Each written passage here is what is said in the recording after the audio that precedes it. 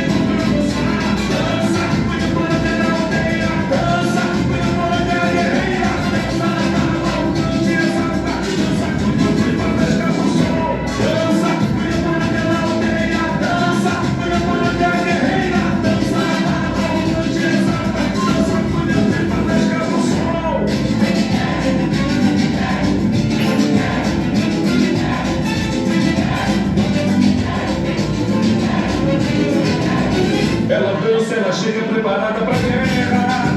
Arco e flecha, armada de penas, vida morena, nativa da terra, dos muros, dos marinhos, da nossa floresta do povo feliz. Traz a força das penas, traz a beleza de um meu povo que deu nessa terra. Usando os tambores e maracás, abençoada pelos ancestrais. Cuida por Deus, chegou pra dançar. Dança, cuida para que ela tenha. Dança, cuida para que a guerreira. Dança, onde exalta. Dança, quando o tripa das casas do sol. Dança, cuida para que ela tenha. Dança, cuida para que a guerreira. Dança, onde exalta. Dança, quando o tripa das casas do sol.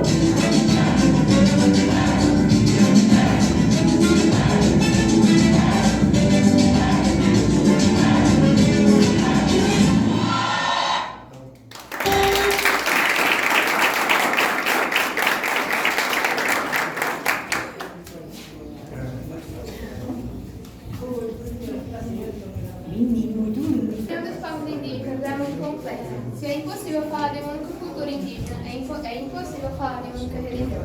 Cada povo indígena brasileiro tem seu próprio sistema de crenças, com seus rituais, seus deuses e suas lendas.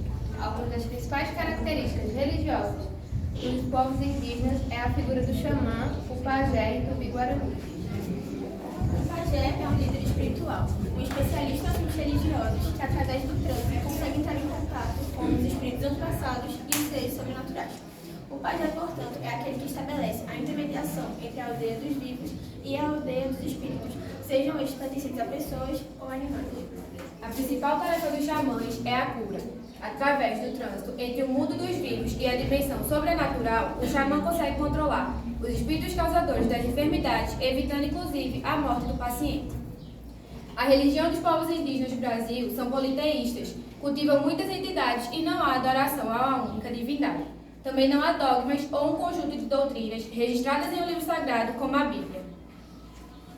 Um traço importante da religiosidade dos povos indígenas é a crença em seres sobrenaturais ou espíritos. Essas divindades variam bastante entre as etnias.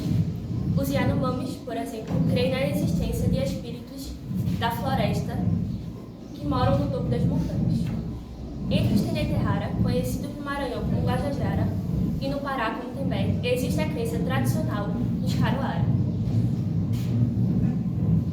No território indígena, o silêncio era sabedoria milenar.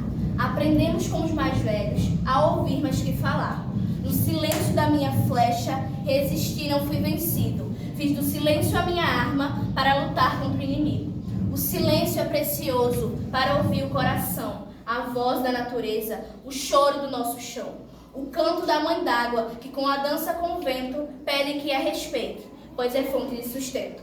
É preciso silenciar para pensar na solução, de frear o homem branco e defender o nosso lar, fonte de vida e beleza para nós e para a nação. Um dos principais elementos da cultura indígena é a dança, realizada em diversas situações sociais, como festas, ritos religiosos, celebrações ou mesmo ritos funéreis. Os rituais xamânicos dos povos Kaiowá e Naineba, por exemplo, a música e a dança ocupam uma função importante. Entre os Arauté, há o Birarê, dança executada por simples divertimento ou como parte do ritual de preparação do cauim, devido à cólica feita de mandioca. No Birarê, os homens dançam em filas ao som do chocalho. Trata-se de uma dança de guerra, onde eles ostentam seus armamentos.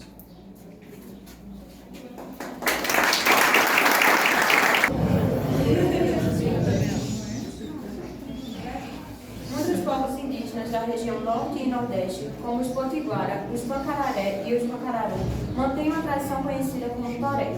O toré varia de aldeia para aldeia, mas geralmente consiste em uma dança ritual executada em ocasiões especiais, como festas religiosas, recepções e casamentos. A dança é realizada ao ar livre por homens e mulheres, acompanhadas por instrumentos como os maracás, chocalhos feitos com cabaças e sementes, e pelo coro dos participantes. Muitos dos povos indígenas vivem da floresta, onde obtêm a subsistência da coleta, da caça, da agricultura e da pesca. As ervas e as plantas são a sua principal fonte de medicamentos e cuidados com a saúde e de cura de enfermidades.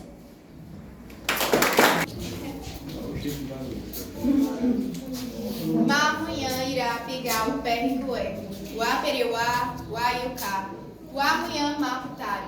Tradução: o que fazer com o homem da vida, que fere, que mata, que faz o que quer?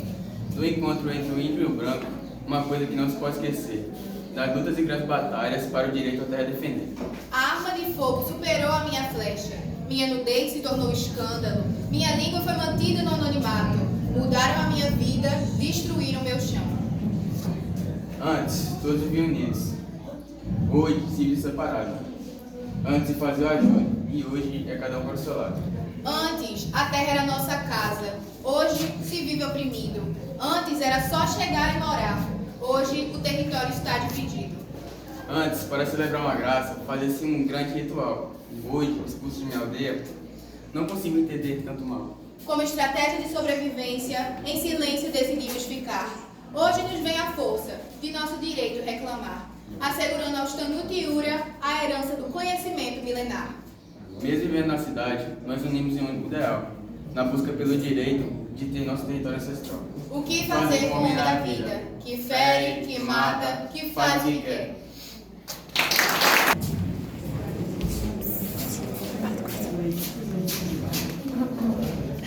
Os índios são exímios conhecedores da fauna e flora que os circundam. Além da coleta de plantas medicinais, seus sabores exóticos são utilizados para a fabricação de venenos utilizados com a zarabatana. O curari, por exemplo, é um dos principais venenos extraídos de plantas e tradicionais dos Yanomamis que vivem na Amazônia. As plantas também são utilizadas com finalidade religiosa. Em cerimônias de cura, os xamãs dos povos Yanomami usam o rapé alucinogêneo e a coama para entrar em contato com os espíritos que causam doenças, controlá-los e assim expulsá-los e conseguir a cura.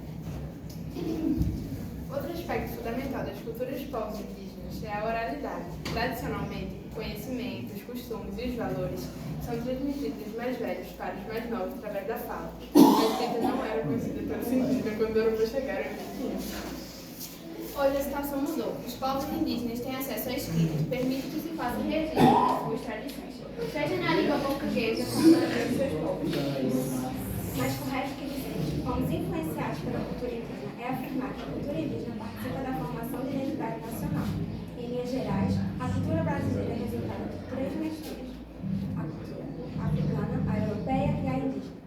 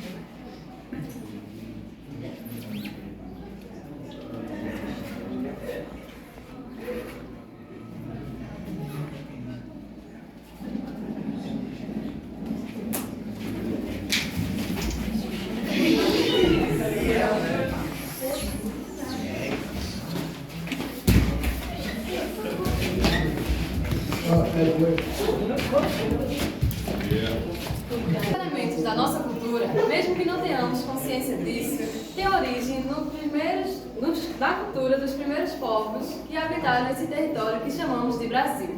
Povos esses que foram esquecidos com o passar dos anos, mas que são verdadeiros protagonistas de uma história de luta, garra, persistência e, acima de tudo, de amor. Amor por uma terra, amor por uma cultura, amor por sua gente.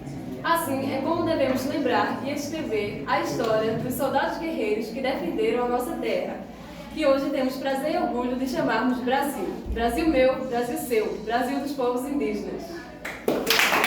apresentou um pouco da história dos indígenas brasileiros. Espero que vocês tenham gostado. E isso é o protagonismo que a Dr. Mota Silveira preza por nossos alunos. Muito obrigado.